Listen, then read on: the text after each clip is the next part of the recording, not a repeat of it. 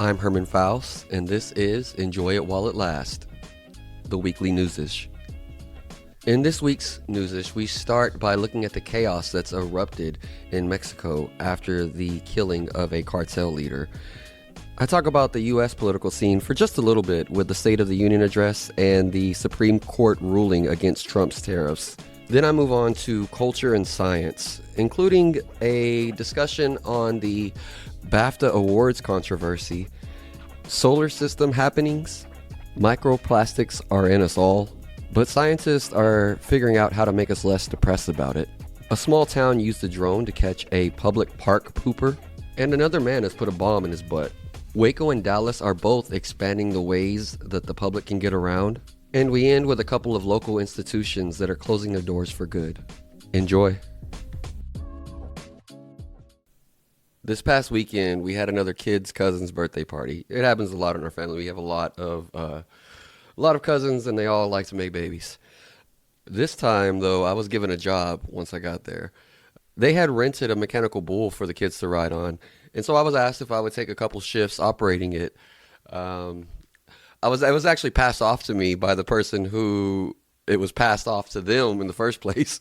So I don't think any of the adults really wanted to be in charge of it. But when they passed me them sticks, I started having fun. It was a game for me. I had that bull bucking kids left and right. I was definitely trying to throw these kids off that bull. Apparently, I had the elders of the party talking about me. All the parents were cool with it. Nobody was worried about their kids' safety or anything like that. And I was throwing my kids off just as hard. But apparently, a lot of people, their idea was to let them ride it like one of those coin-operated machines in front of a grocery store. Just kind of having a little back and forth of small little rock. Where I was like, nah, this is a fake bull. We are riding this bitch. And if you want to stay on, you better hold on. For what it's worth, only a couple of kids cried. And more than a couple of kids were super excited every time they saw me get up going to operate the thing. So I think it was a success. I think the kids loved it. I had a lot of fun. We'll see if they ever ask me or put me in charge of anything like that again. And that'll be the tell of if anybody really did have a problem with it or not. All right, let's get into some newsish. Today we are starting in what I'm sure will be in the future seasons of Narcos. When we go down to Mexico to talk about the Mexican government carrying out an operation that was meant to capture and ended up killing Nemesio Ruben Osiguera Cervantes, better known as El Mencho.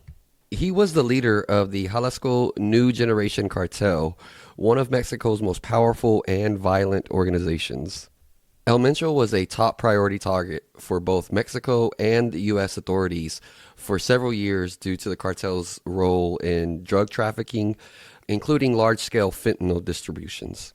The raid was carried out by the Mexican army and backed by intelligence from the United States. And the aftermath of the killing is actually a bigger story than the successful operation itself. Immediately following El Mencho's death, many members of the Jalisco New Generation Cartel went on what can only be described as a widespread rampage of violence. In Jalisco and in several other states, gunmen started forming roadblockades.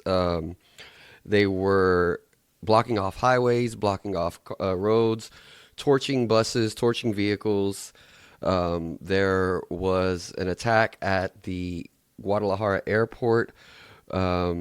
There were several states that just completely asked everybody to simply stay in place, all civilians to stay in place, because the violence was so widespread and not seemingly targeting anything individual. It was more just an outlash of violence against anyone that was around.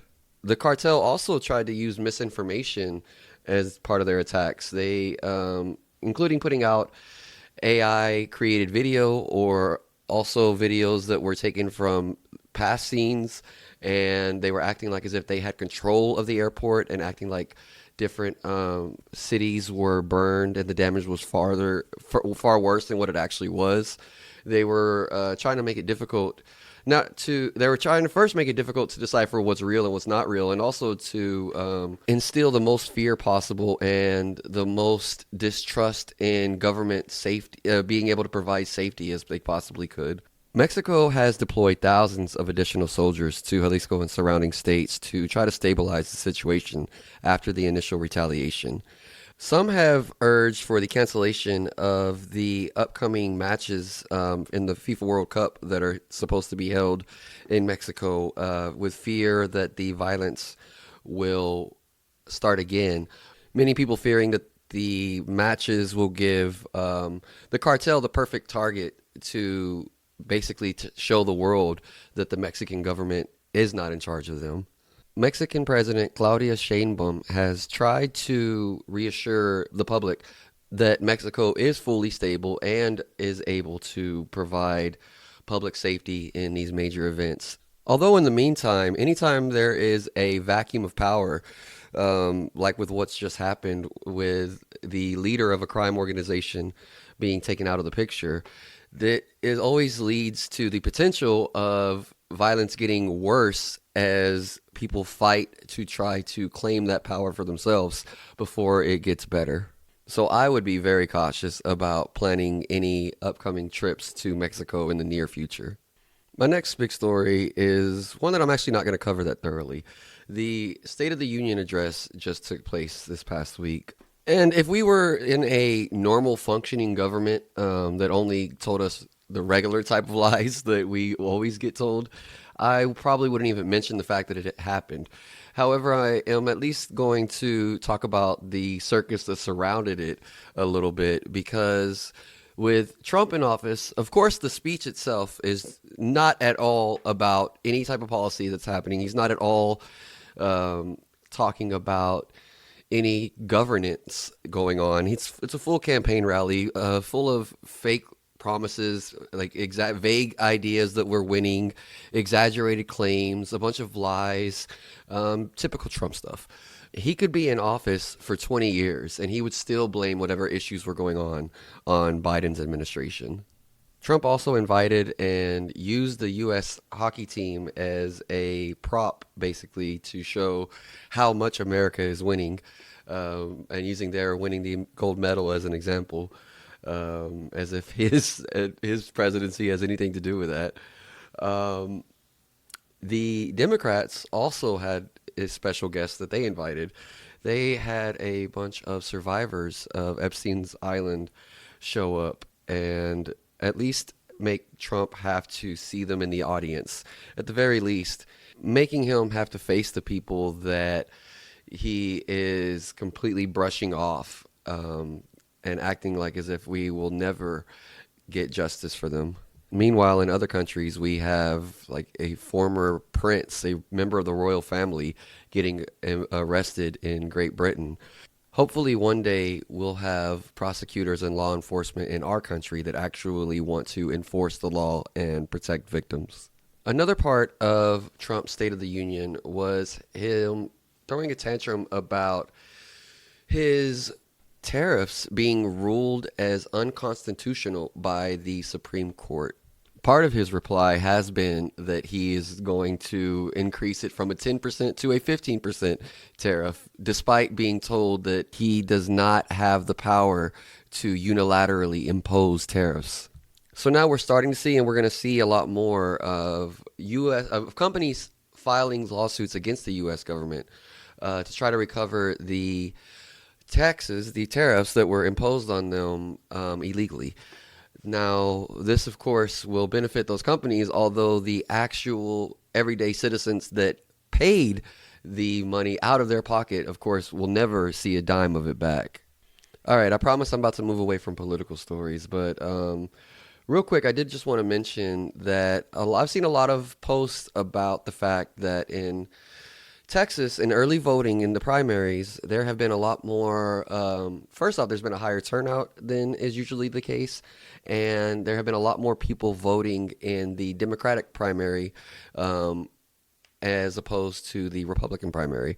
And so I've seen a lot of like memes and jokes saying about how bad you got to mess up for Texas to go blue.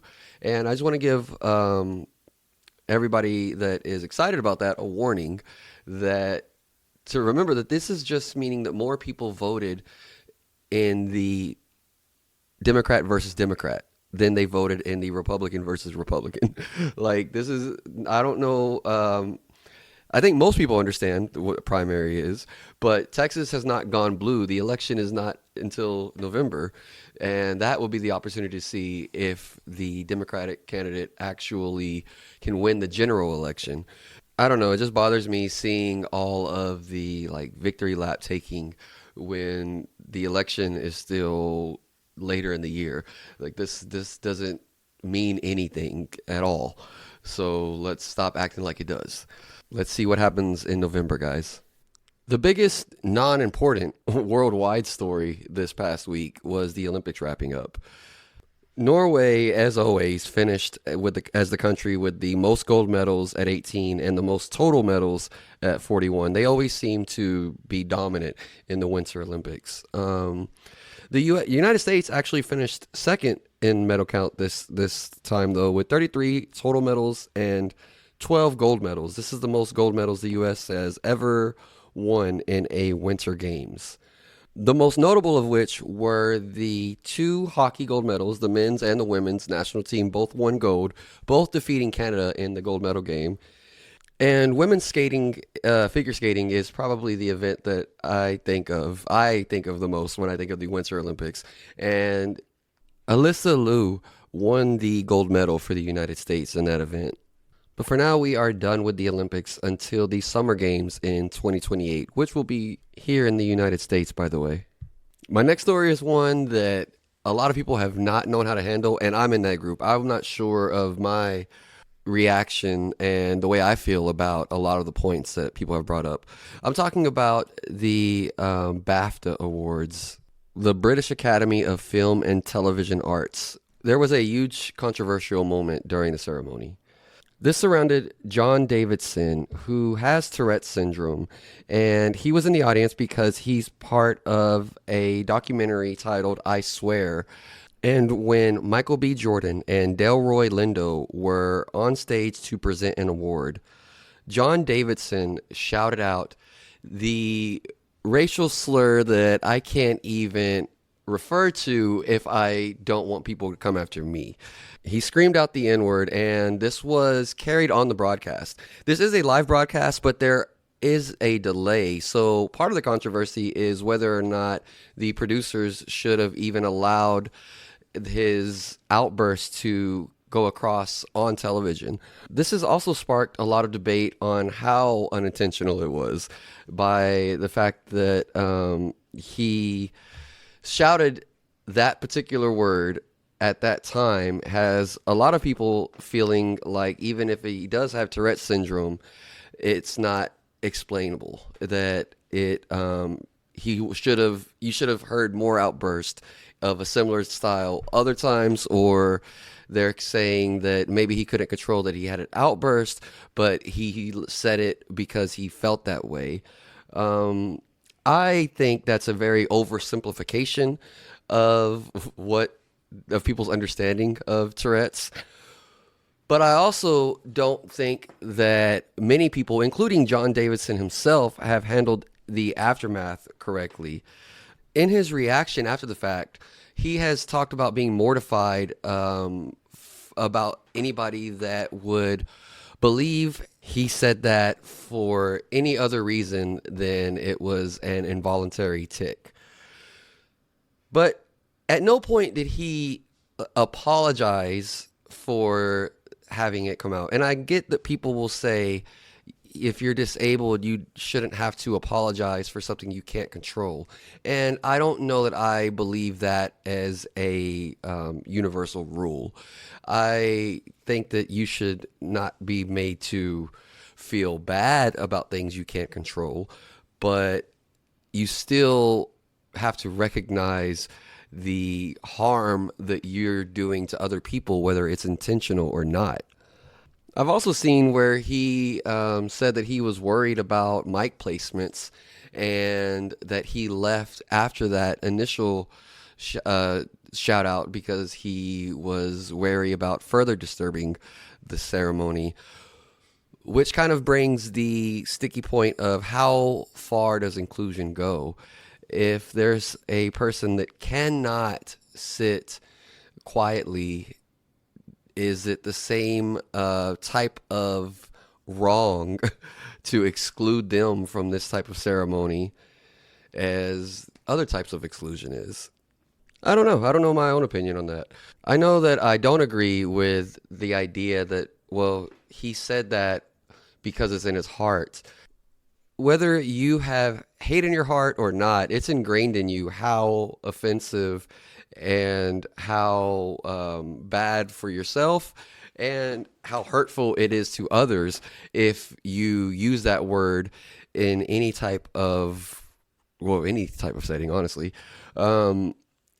So that adds to the taboo. And he actually said that he was worried about something like this happening, whether it was that specific word or any shout out at all. So he's already kind of stressing and it's on his mind. So he's fighting it already. If you've ever even dealt with any kind of intrusive thoughts, you know that it can push you to have these urges to do things that don't make any sense, like throwing a baby or taking a loaded gun and shooting yourself despite not being suicidal. Like, you don't follow through on these actions, but you have that moment of, oh, I have this urge to do this. And part of Tourette's is they have zero filter on not only their urges, but then it makes them shout out things that have nothing to do with urges as well. So I don't buy that the idea that this was hate filled, but I also don't buy the excuses that, oh, well, we should just ignore it. This man has Tourette's. It was no big deal. Because I don't think he handled it right. I do think you still owe an apology. I don't think it is just for certain that we should say, oh, it's fine. He should be here at this award ceremony. I don't know. Like I said, I probably am wrong on more than one account here, but it just feels like a story that you're either going to be labeled a racist or you're going to be labeled as you don't care about people with disabilities. But it's hard. I have sympathy for everyone involved. It would suck to be on stage and have somebody shout that out at you. Like, that would be horrible. And then for you to be just expected, for Michael B. Jordan and Delroy Lindo to just be expected to move on and not acknowledge it themselves either. Like, that feels obviously wrong as well.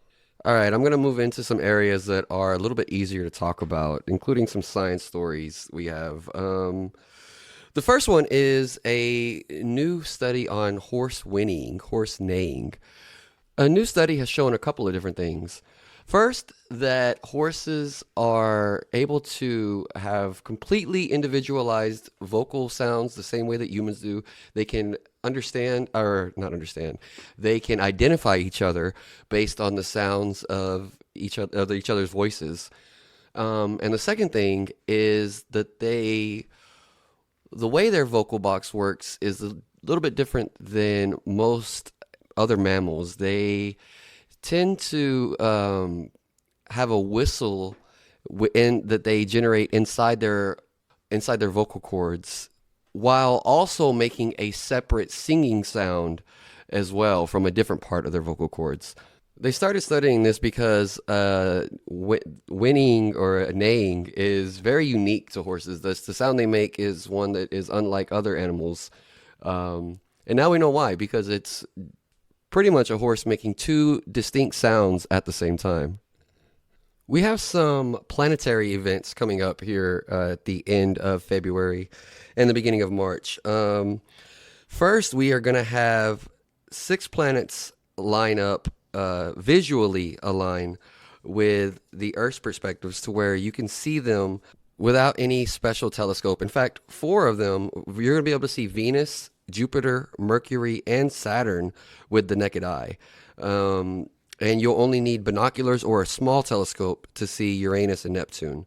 It doesn't mean anything except that we are entering the period where the Chulu can be released. So everybody be on the watch out. Don't stare into the abyss. Don't call it out. We're also having a total lunar eclipse, which will have the moon fully be in the Earth's shadow and turn the moon a deep red orange color, which is why they also call this the blood moon.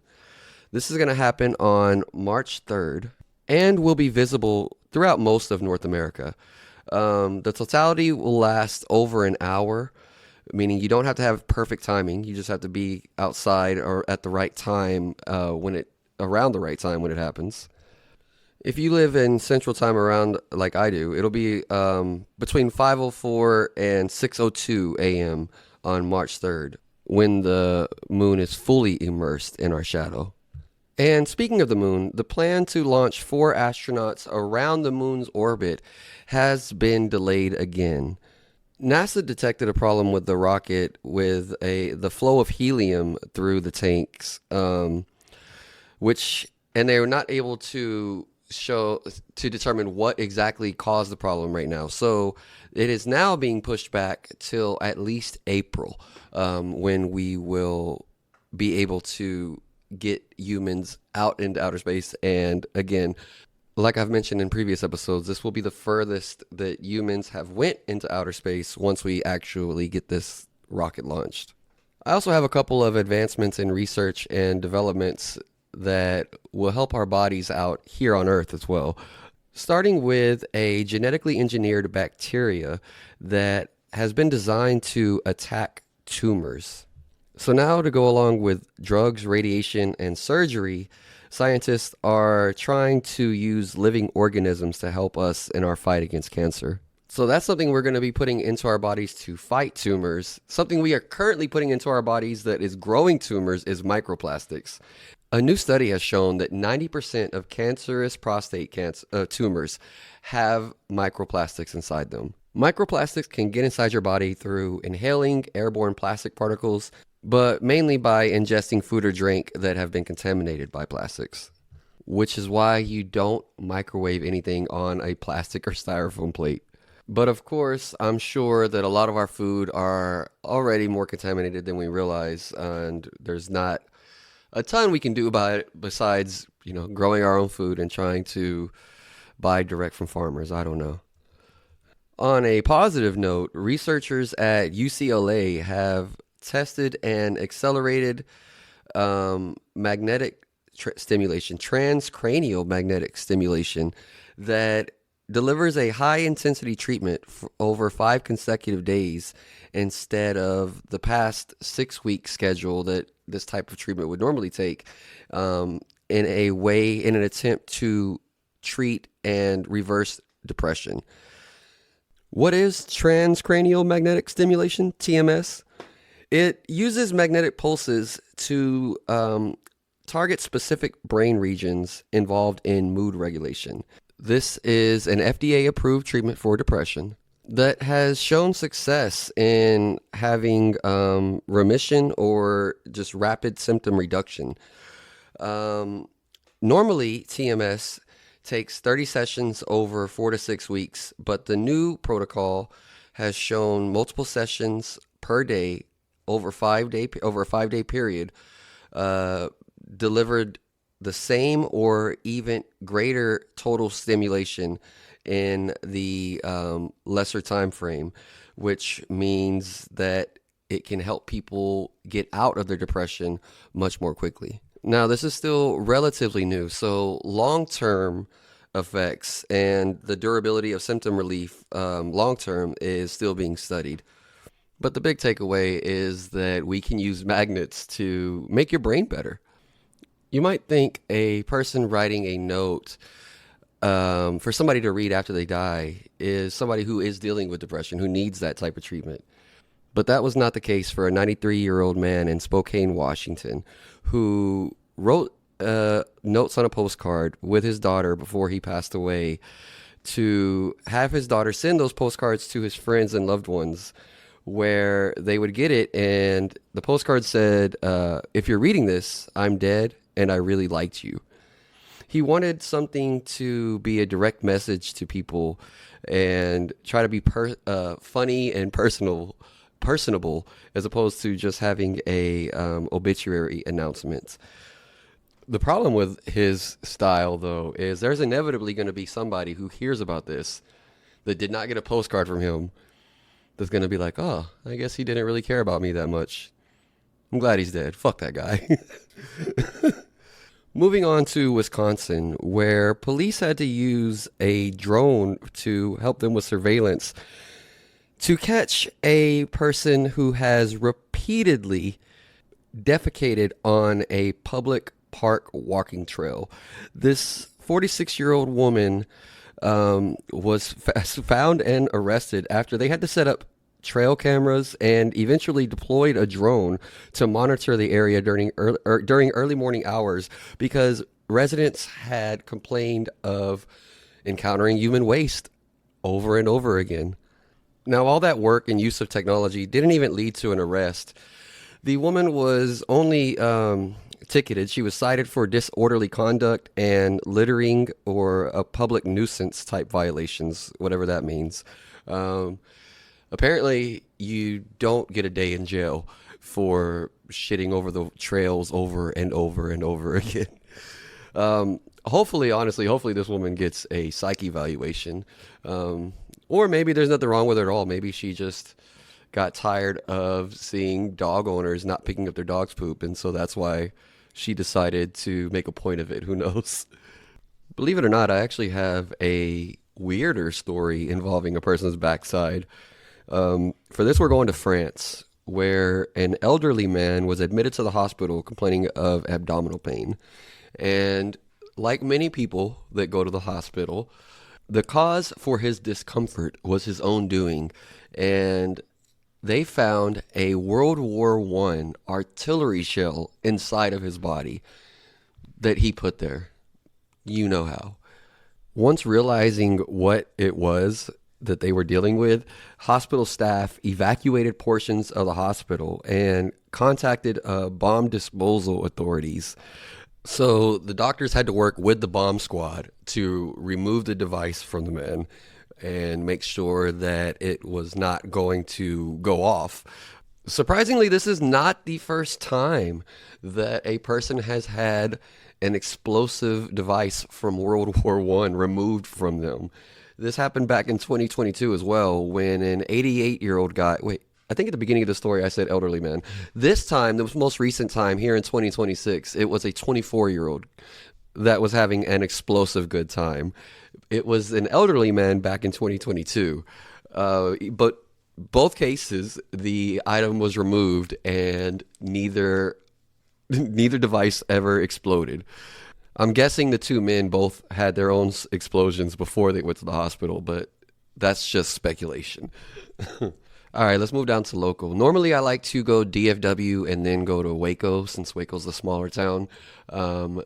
But this time, I have a couple of notes from the DFW that I want to end with. So I'm going to go to Waco to start our local section. And the first story is that the Waco Fire Department has reported that the city has gone 3 consecutive years without a fire-related fatality, which is a pretty significant milestone for a mid-sized city. So Waco's doing something right as far as updating their building maintenance or adding enough smoke detectors, having enough public safety interventions. I think they also have pointed to the fact that they have increased their speed of response to emergencies.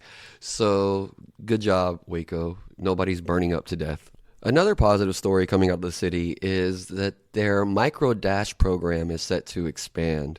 The Micro Dash program is similar to like an Uber service that the city offers. It's Waco's attempt at improving public transportation. This is a growing trend in mid-sized cities, and in Waco in particular, they have experienced increased demand by riders, I should say. They're expanding their service coverage, and they plan to grow their fleet and their service hours as well. This helps, of course, cities cover the gaps that traditional public transportation might miss and really helps out people that don't have their own vehicles. So the microdash service has been a success. It seems to be moving out of the pilot stage, and it's going to be growing and seeing some sustained growth, it looks like. And in the bigger city, in Dallas, we are also having an expansion of transportation. Waymo, the self-driving car company, is expanding its fully driverless ride service into Dallas. These are vehicles that, of course, operate without a human safety driver behind the wheel. North Texas has already had driverless cars on the roads and has been experimenting with this type of ride share in different smaller suburban areas, but this is a full expansion, taking another step in to the direction that I think we're all ultimately going to get to, where we don't have anybody driving vehicles. I've told my kids from the time they were smaller that I believe by the time they're adults, they won't even have to worry about driving.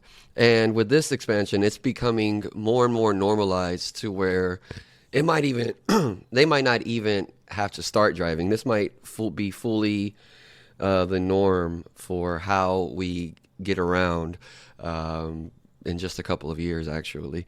It probably, I don't expect it to really fully replace all drivers in just a few years. People are going to want to hold out. People are going to have their reservations about it. But I do think that my kids' generation, they are not going to want to hold out. They're not going to worry about needing to learn to drive. They're just going to want to keep doing whatever they're doing while they get transported the same way that they're used to now as kids. They're going to never have to have that transition, I think. All right, this next one I know is not super local, but it felt like the right place to include it. In Paris, Texas, in a Whataburger, there was a guy who was getting verbally abusive with the staff. And the manager asked him to leave, made him get out. And he did, but then came back in a few minutes later and ends up punching the manager. And then things went bad for that guy. The manager ends up fighting back, including hitting him with a fry basket. And what was caught on video and went viral was the manager picking up a trash can and hitting him repeatedly with the trash can. The police arrived a few minutes later and arrested the guy for assault and public intoxication because, of course, he was out drunk. That's why he felt the need to go fight the Whataburger employee. But I wanted to talk about the video of the manager hitting him, like raising the trash can over his head and hitting the guy a couple of times. It made for a great video. It makes for a very funny WWE moment here, but. In the WWE, they use steel trash cans, or at least fake. It's supposed to be steel. It's supposed to be a metal that you're hitting him with. He's hitting him with this plastic trash can, and the way he picked it up and held it, either it had just recently been emptied, or maybe the trash fell out on his first hit. But either way, it was an empty trash can that he's hitting him with. It could not have been that heavy. It could not have been that hard, that damaging. I bet any damage that was done to the guy had to have been done before the video started. Doesn't seem like the best choice of weapon if you're going to try to hurt the guy, but it's great choice of weapon if you're trying to just get everybody to notice the fight. And my last story is really two stories put together. There are a couple of popular Dallas spots closing down. One pretty iconic, Rudy's Chicken in Oak Cliff, is ending its 30-year run here in just a couple of days at the end of the month. Rudy's Chicken is one of those spots that there's people that love it, that swear by it. It's one of those places that's become a local staple. There's no official reason given for the closing, but the common speculation is that the owner's health has been declining, and this is more a decision of the owner not wanting to continue on anymore after having this long run. The other spot that's closing down is less iconic, but also very popular still. Poorhouse Dallas, PhD, in the Bishop Arts area, is also about to close its doors in a couple of days at the end of the month. PhD has become a very popular sports bar. This was actually one of my and my wife's favorite spots. Like Rudy's, there's no official reason given for the closing of PhD. But unlike Rudy's, there's not any speculation, any guesses as to why the owner is deciding to close the doors down. Whatever the reason, these two places closing down leaves a void in the personality of the city. There's always going to be restaurants, a million restaurants to eat at in Dallas, but these were two places that markers more than they were just restaurants. And that's it, guys. That's all I got for you. So whether we are talking about eating food from your favorite spot or just your everyday, day-to-day life, remember that you only got one life to live. So you might as well enjoy it while it lasts.